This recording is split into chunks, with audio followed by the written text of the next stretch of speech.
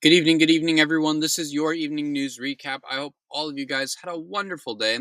My day was all right. Today is Saturday, May 17th. We don't got a lot of news today, only about four topics in general. My apologies. But, weekends are normally a slow day, just kind of how it goes for the most part. But, with that being said, hope all you guys had a wonderful day. I didn't do much, went out and played some Pokemon Go, kind of just relaxed for the most part. But we're here making the news recap, so let's get started. Opening up today, per usual, we have the Trump administration segment with three topics as Trump crashed out on Walmart, Trump legalized machine gun attachments on guns, and Trump rambled for 20 minutes at a roundtable in Qatar. Trump crashes out on Walmart. Trump has told Walmart to stop trying to blame the tariffs after the store announced it would raise prices. The Walmart CEO said the increase was because Trump's tariffs were too high, particularly with Chinese goods. Trump responded on Truth Social saying, between Walmart and China, they should have at least should, as it is said, eat the tariffs and not charge value customers anything. I'll be watching, and so will your customers. Just end the tariffs. They help nobody. They don't help the people. They don't help the countries that are trying to sell products here. They don't help anyone. No shit, Walmart needs to raise prices, and so do other platforms, and so do other stores. Everyone is raising prices because of these tariffs. It's not just Walmart.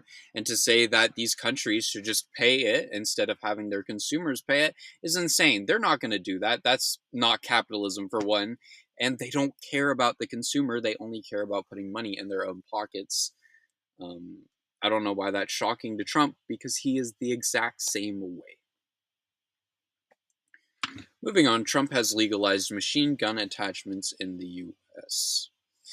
The Trump administration have decided to permit the sale of devices that enable standard firearms to fire like machine guns.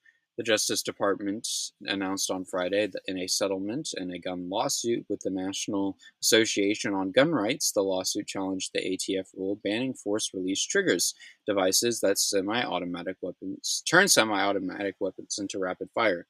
Attorney General Pam Bondi said in a statement, "This Department of Justice believes that it is the right to the Second Amendment is not a second-class right, and we are glad to end the needless cycle of litigation with a settlement that will enhance public safety."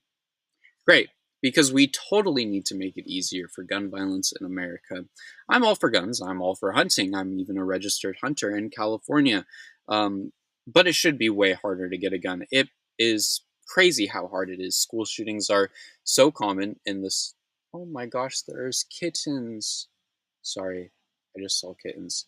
Anyways, school shootings are so common, especially in the South, where it is so easy to just buy a gun. It is a problem, and it needs to be solved and fixed as soon as possible.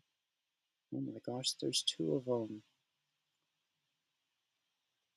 That's so cute. There's an all-white one. I love cats. I know I got distracted, but it should be harder to buy a gun in this country. It really should be. Moving on, Trump rambled for 20 minutes at a roundtable in Qatar.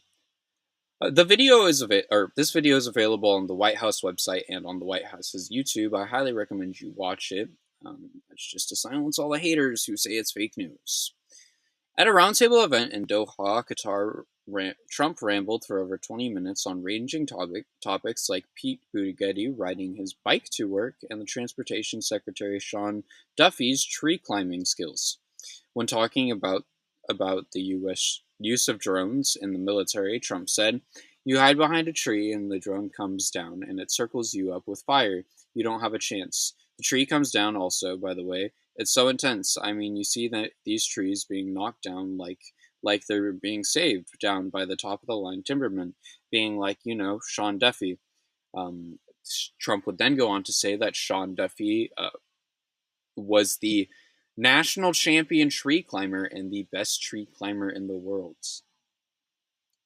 This seemingly raised concerns because this is becoming a normal occurrence with Trump, as he is regularly now gone off rambling or has shown signs of mental deterioration, and professionals are even worried of mental decline, which is not shocking. We all know he is unfit for this position. Dozy Donald is 78, and he is the oldest man to ever be elected into office. He is clearly too old. The limit should be 65, in my opinion, at least. We should not have people who don't even know what they're talking about running the country. I know it's cliche to talk about if any other president, but like, seriously, if any other president did this, the media would talk about it for days and question if they could do the job. They would call for the impeachment and removal of that president for office, but not Trump. And it's absolute bullshit and needs to be talked about more. The fact that this went untalked about by mainstream media, yet it was still posted to White House platforms, is crazy. Moving on to the other news segment, and the final topic for today, there was a bomb at a Palm Springs IVF clinic.